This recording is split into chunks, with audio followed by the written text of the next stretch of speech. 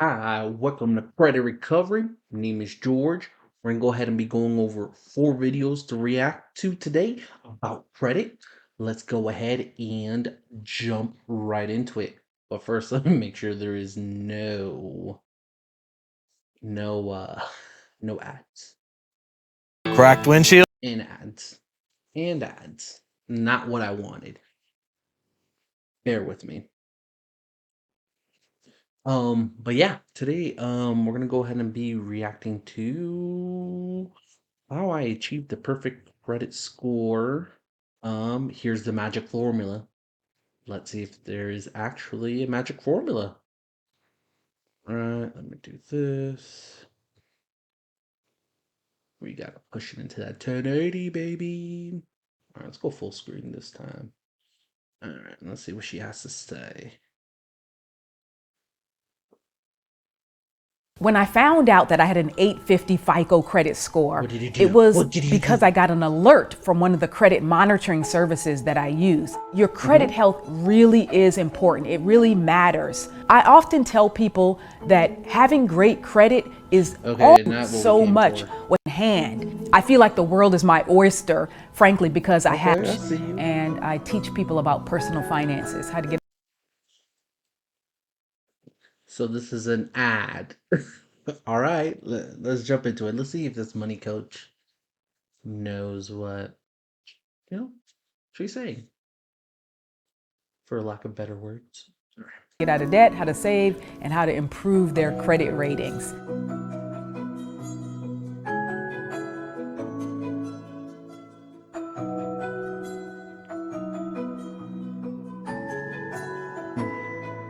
One of the few people. Okay, that's more than a few people right there with the Believe it or not, 850. I never once tried intentionally to achieve that magic, elusive 850 credit score. I Mm-hmm. always was very cognizant of the fact that I wanted to be in a perfect credit scoring range, meaning anywhere from 760 to 850. But the Mm-hmm. monitoring alert told me that my credit score had gone up and indeed that it had hit 850. And so I was like, oh wow, let me take a look at this. Congratulations. So I pushed the button, I opened it up, and I remember looking at it going, oh wow, 850, that is a Oh, really rare that's simple, thing. I girl. really love having a great credit score because it's afforded me a ton of financial benefits and frankly, a lot of peace of mind. I always know that I'm going to get approved for anything that I seek on the credit front or any loans. If I need a mortgage or want a mortgage, I know I can get approved for one. Whenever I want a new credit. She making the cardinal mistake thinking that credit is all you need to get approved for a mortgage. You actually need credit, income, assets, if it's required, in order for you to go ahead and get approved for a loan. So those are like the biggest three factor. Well, also debt to income. Wow. Yeah, your debt to income needs to go ahead and be in line. Sometimes your housing ratio is used. This is normally for people that are jumping from like $1,200 payment to maybe $3,000 payment. There's a ratio that gets calculated between your income. And if it goes over a certain threshold, then what happens is that then it alerts us, for us to tread it with caution when we're approving and making sure that we look for everything on the file to make sure that the income's in line, credit's in line, assets, like I went ahead and went over the LTV, so how much of a down payment is being used is being used. Sorry, let me state that part again. So when it comes to the LTV, which is the loan to value of the house, the down payment will affect that. How much are you borrowing of the value of the house is what I meant to say. Sorry for my errors, but yeah, going back to her, it's only because she has credit doesn't mean she's guaranteed to get approved toward mortgage because there's other factors that go into it. So don't take that based off face value. But just kind of wanted to say that real quick. Just wanted to, and let's get back to the video.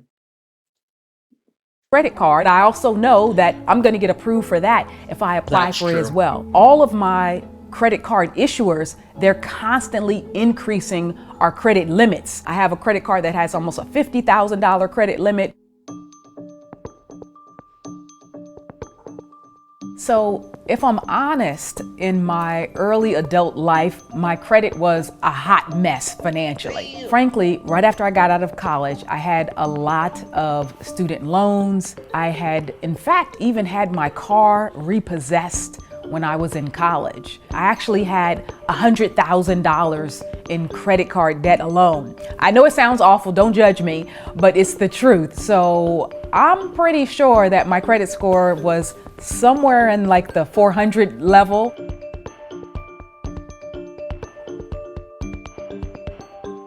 I started doing one main thing, which was paying all my bills on time, every time without exception. A little bit of a turning point in terms of me really wanting to monitor, track, and improve my credit rating. It happened after I started digging myself out of debt. And it took me 3 years to pay off my credit card debt, but I saw something immediate. See, that is the second most important factor when it comes to your credit, or at least through Experian, because through TransUnion, Equifax, a little bit different. I don't think it's as heavily influenced. But yeah, how much you owe plays a huge role, at least through Experian and FICO when it comes to your credit score. So that's why she's seeing that 100 points drop. So she's dropping facts, she's dropping knowledge for you people. That my credit scores jumped like almost 100 points after I finally paid off my credit card bills. So that's when I noticed, aha, there's a really strong link here between how I'm handling the debt side of the equation, specifically the credit card bills, and my credit scores. Once I first tackled the debt problem and dug myself out of debt, I saw, oh wow, this is great. I'm able to not only be debt free and have more cash flow, but I'm also able to improve my credit score in a way that I had never previously done. And so that gave me a lot of motivation and drive to constantly manage the debt side of things.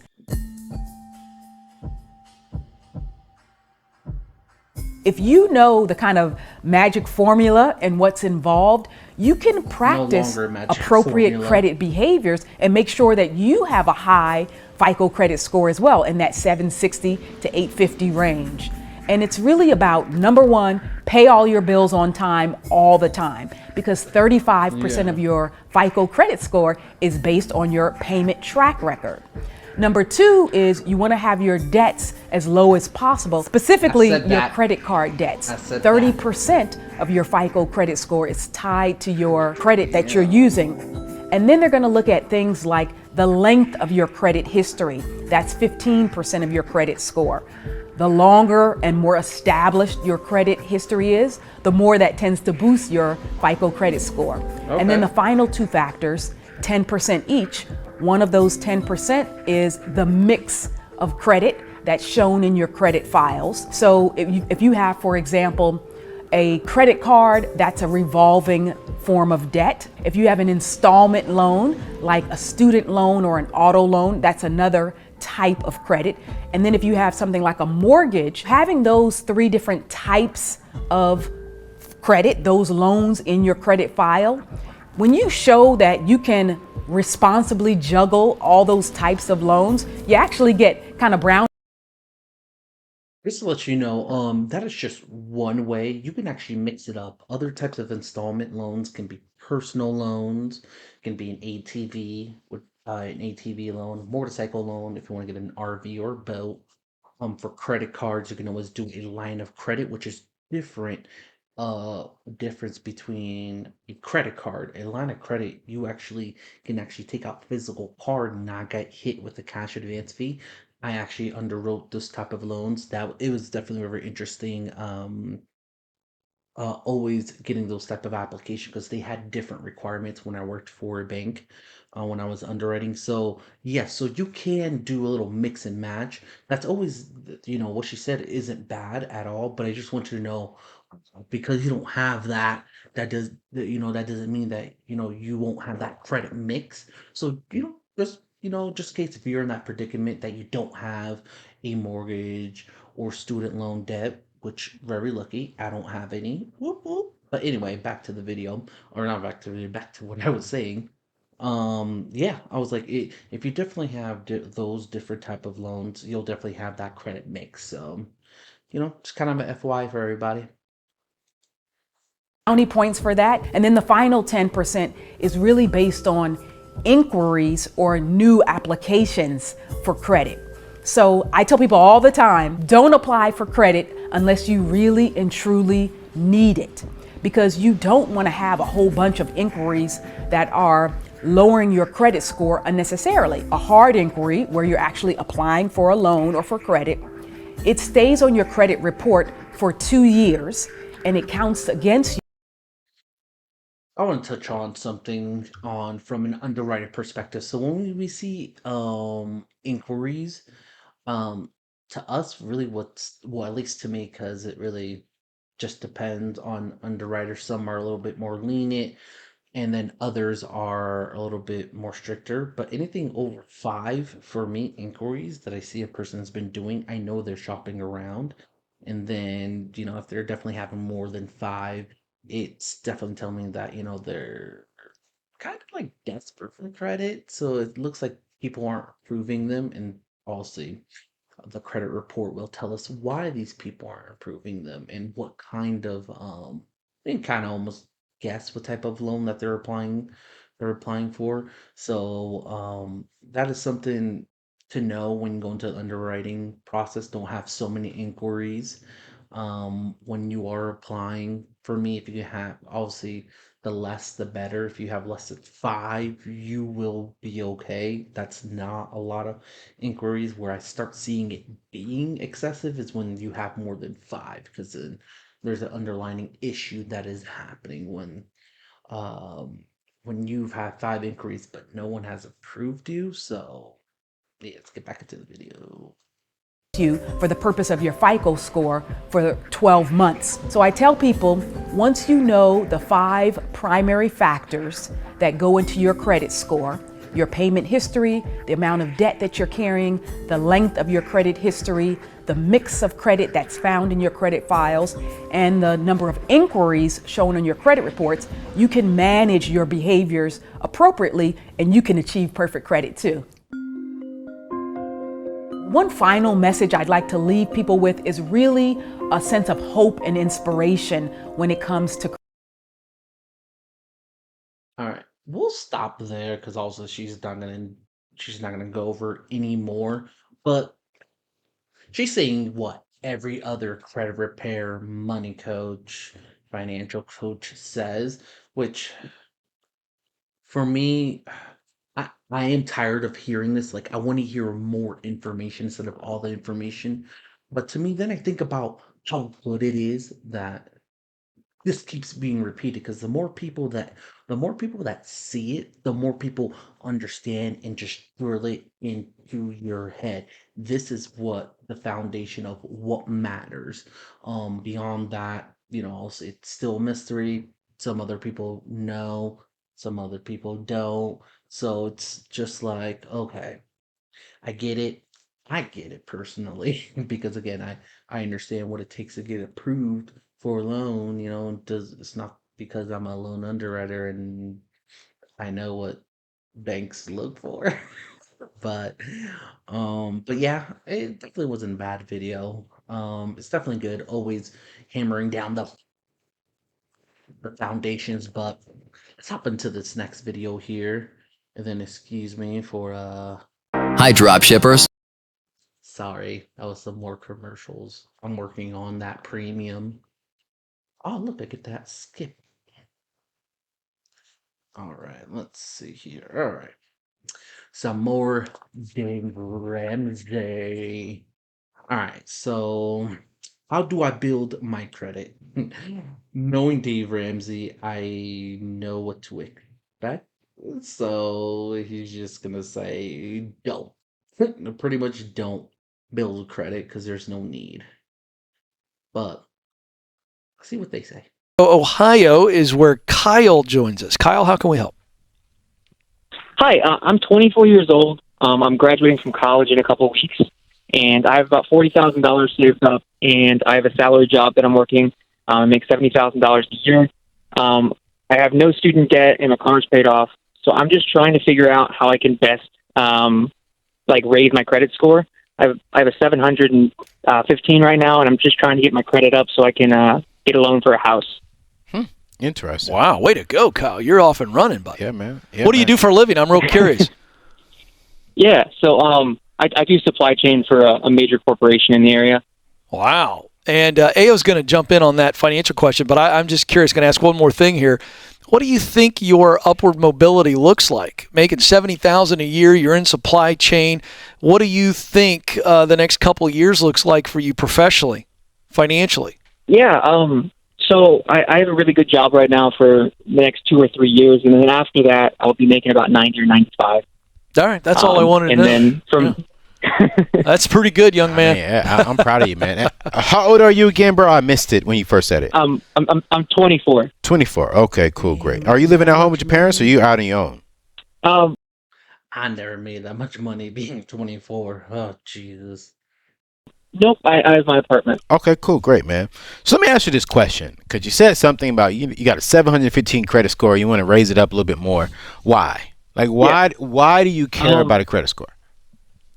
Yeah, so I'm just worried because I've never had to have a loan for like a car or student loans or anything that I don't show that I might not be like lendable essentially. Like, yeah, I have 40,000 now, but like I don't show history of like, hey, we've lent you money and we can trust that you'll pay it back. Okay. Essentially. So no history. So I only have a credit card. You only have a credit card. Yes. Okay. What's on it right now? How much do you owe on a credit card? So it has a $600 max. I usually put like $200 on it a month. Okay. And then I guess you just pay it off, right? Yeah. Okay, cool, great. So here's my thought process that I really want to help you walk through this. And this is what I hear from a lot of people, especially people in their 20s and in their 30s. Like, Anthony, I'm so scared to not have a credit score because I would not be able to purchase a home. I have no history showing if I do not have a credit score. I have no history showing that I can pay my bills on time. And that is a lie. Okay, that's a lie. Okay. You're paying your bills on time with your rent. You're paying your bills on time with your phone bill, your cell phone bill that you're calling in on right now, Kyle.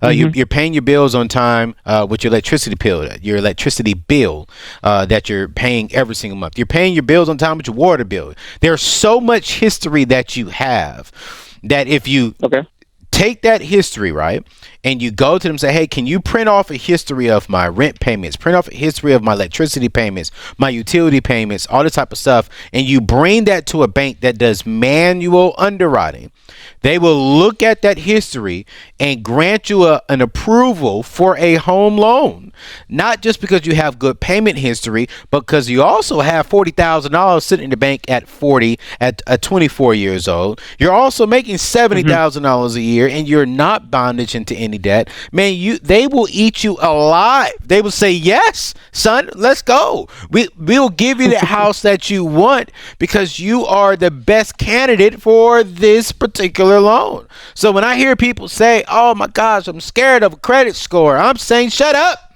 Because the credit score doesn't mean anything. A 700 credit score just simply means you love paying your debt. So Cal, this is what I'm gonna tell you, man. This is what I'm gonna tell you. I'm gonna calm down because I don't want to frustrate you. I know you're hearing like, man, Anthony, I just asked a simple question. You going off on me? I ain't going off on you. I'm going off on America. But here's the thing.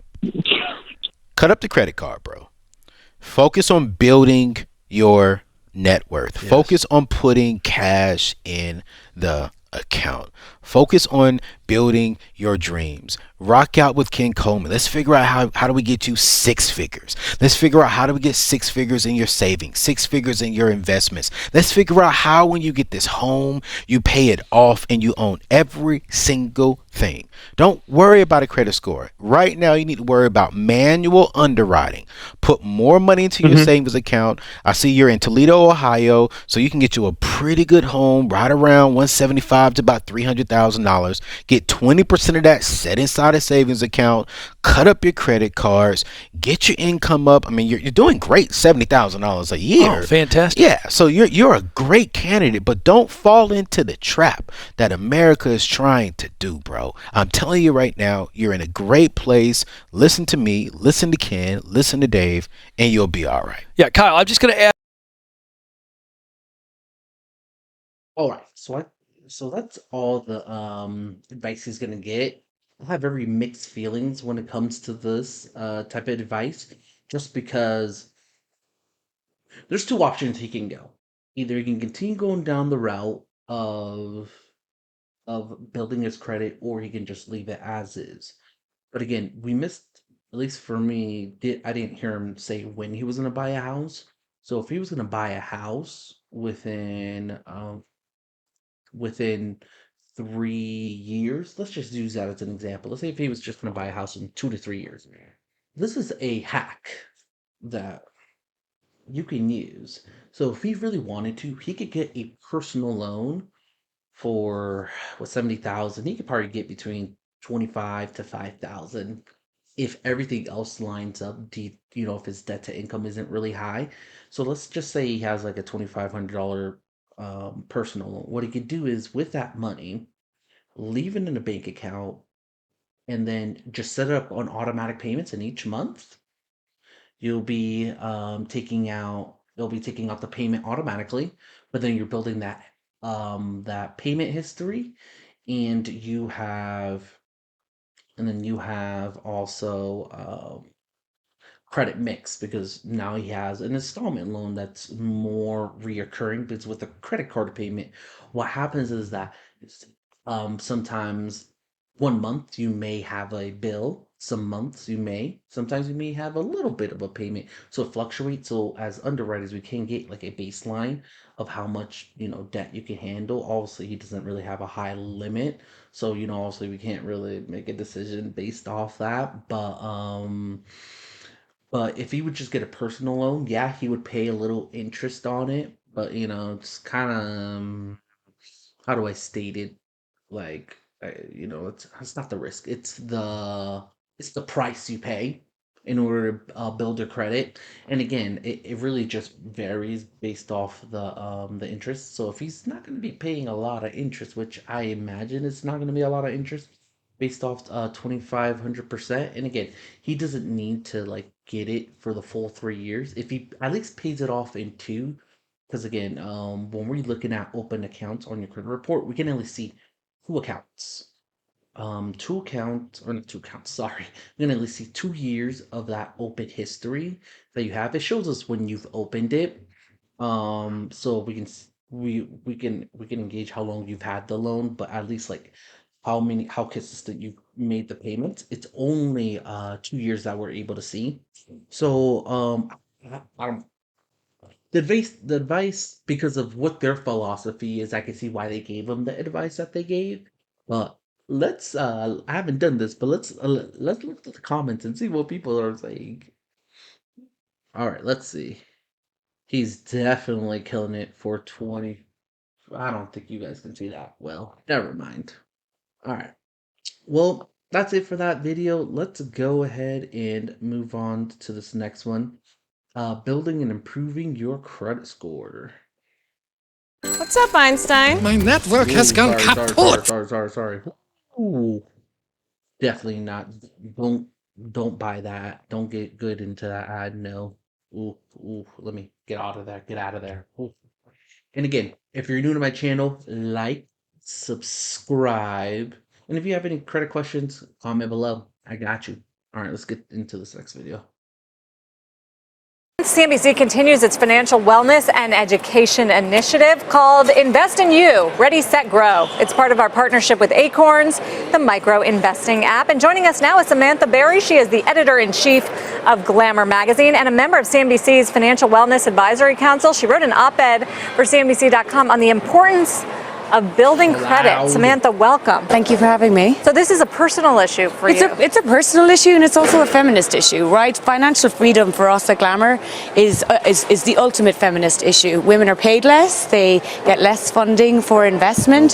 So when for what money they do have, they need to make sure it stretches further. And that's why credit rating and credit scores are really important. But 1 in 10 Americans, like me, when I came into the country, are credit invisible. That's really stifling.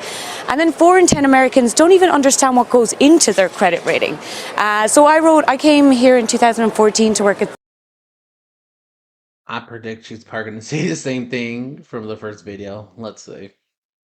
CNN, and I had a really rude awakening when I realized that none of my European credit came with me.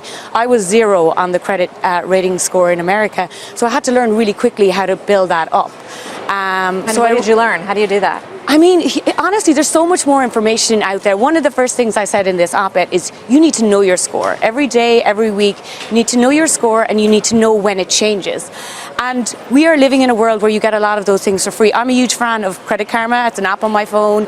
If there's any changes to my score, both good and bad, I get notified. A lot of banks are doing that now, that they're offering that service. But just first of all, knowing your score is really, really important and what goes into it. I think also understanding the math. I think when I came to the US, understanding that credit utilization was something that I needed to understand. That's not the same in every country. Here in America, a lot of your credit rating is based on what is your line of credit and how little of that are you spending. So let's say if you have a credit line of $1,000, somebody with a good credit rating is probably only spending about $300 of that at any one given time. Those excellent people going towards the $850 are probably only spending $100 on that line of credit. So understanding that math is really important. I think the biggest thing for people that really damages their credit scores is the paying on time. Again, making sure that you're paying on time in that 30-day period. And this issue of credit invisibility, as you called it on arrival here, it's a worse factor for women, you say as well. It just in terms of for women are coming into this country or in this country at the moment already on the back foot financially. So their credit rating is something that they can have control over and change over time. Mm-hmm. And for us, we wanted to make sure that every woman was informed. And we talk at Glamour about having every woman having a fallback fund. We use a different language on Glamour, but making sure they have 6 months in order to fall back and leave a bad job or a bad lease. And for us, owning the credit rating is something that we want every woman in America to understand and try to hack a little bit. I am so sorry for wasting your time. Let me see. Building and improving your credit score. Was this accurate? To some certain degree. I don't think 100% it was accurate, so I'll definitely give this video a fail. Oh my god. Alright, let's go ahead and move on to our final video. This guy, he's talking about how do you create your own pay stubs legally to be able to prove income for your self-employed job. Let's take a look at it. What's going on, YouTube? Welcome to the Credit Plug channel. If you haven't already, make sure you hit that subscribe button as well as smash the like button. Also, as a reminder to all viewers, subscribers. Don't care of introduction. Importance of proper proof of income. I think this is where we want to jump in. Get on my face ad. I don't got time for that. I'm trying to educate people. You're stopping me. All right, let's see what this guy got.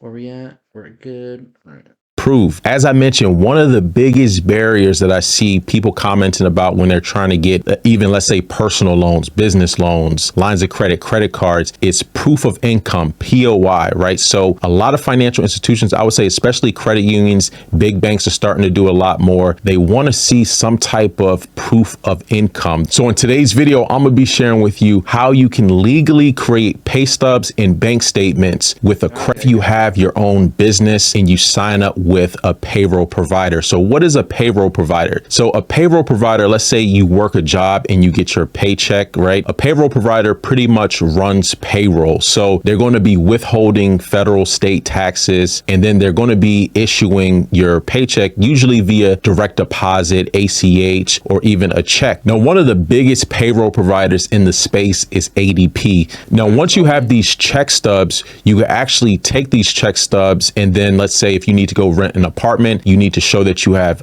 proof of income. Or a lot of times, if you're applying for a loan, they might want to see your 2 most recent pay stubs, and you could provide these pay stubs. Now, the thing about payroll providers is not only do they give you the printed, pay stub document, but there's also electronic verification, electronic pay stubs, right? In today's information age, a lot of lenders have access to your payroll information electronically. So let's say you put that you make a certain amount on an application, even though it might be stated, the lenders have access to the information that they can verify it. But what you can do if you have a business, an LLC, S Corp, C Corp, you can run payroll. And so when you're running payroll, you're going to have these pay stubs, and you can decide how much you want to pay yourself through your business. Another benefit is that you're actually becoming compliant with a lot of the federal and state tax withholdings. So a lot of the payroll providers will actually do a lot of the tax compliance for you. So the federal tax, state tax withholdings, filing your 941 forms. Now, what's even a bigger game changer is that ADP has partnered with Plastiq, where they will actually enable you to use a credit card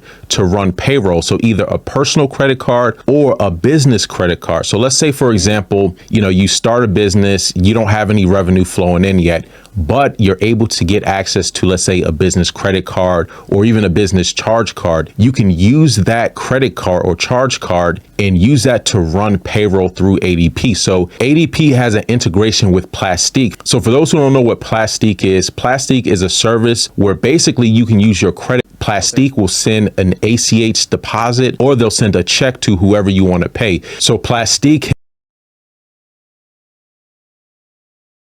Did I hear this correctly? No, he joking. There's no way he just said that.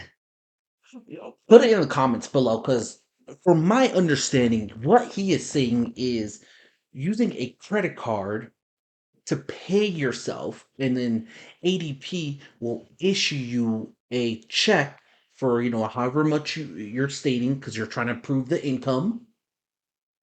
That's fraud, because he's stating that you made no revenue.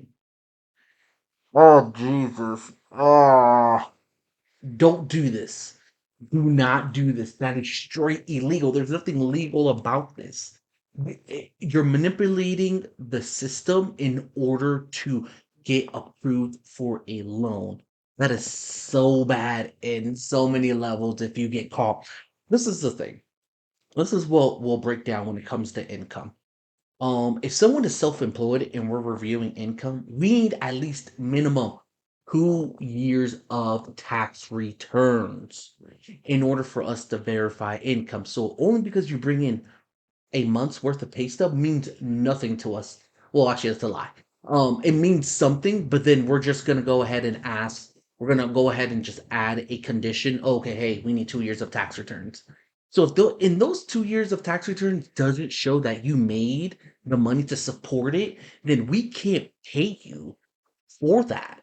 Like I don't understand why he would state this, because the thing is, like, even if that's the case, if there was an excuse that, hey, I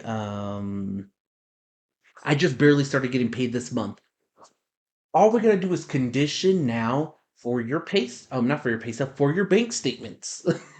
And your bank statements will state all the deposits and the withdrawals coming out of the account. So then once we see that, well, we're not seeing that he really, whatever service, whatever business he's doing, he didn't get paid for any goods. If it's a t-shirt company, then we would be seeing constant deposits of payments coming in. If it's a service business, it would be the same thing. We would go ahead and be seeing these amounts in there, and just credits and debit.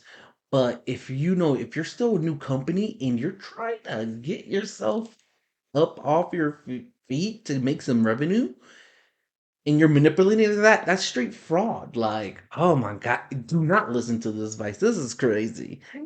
Pretty sure that's what this video is about. So yeah, don't do that. Wow. Yeah, I was like, you cannot use a credit card to pay yourself that way and then have it take off the taxes and then provide that as a pay stub. You didn't really get paid. You just used your credit card to manipulate it and then show you. This guy, anybody that's watching him, I would definitely jump ship. Like, that is crazy. Credit plug. Oh man. And again, the only reason why I know this is because this is what I do. This is what I do. I review credit, I analyze and generate how much money you made from your business or from your jobs, and I look at the assets, assets or yeah, assets whenever you're applying for mortgages, and then um looking at your down payment, the loan to value of the house, the car, the motorcycle, whatever you're using. There's so much that goes into approving somebody that this is any underwriter, even an underwriter that's not that experienced, he would be able to see through this BS. At least I hope he would. But yeah, oh my God, what a disappointment. All right, well, like, share, subscribe.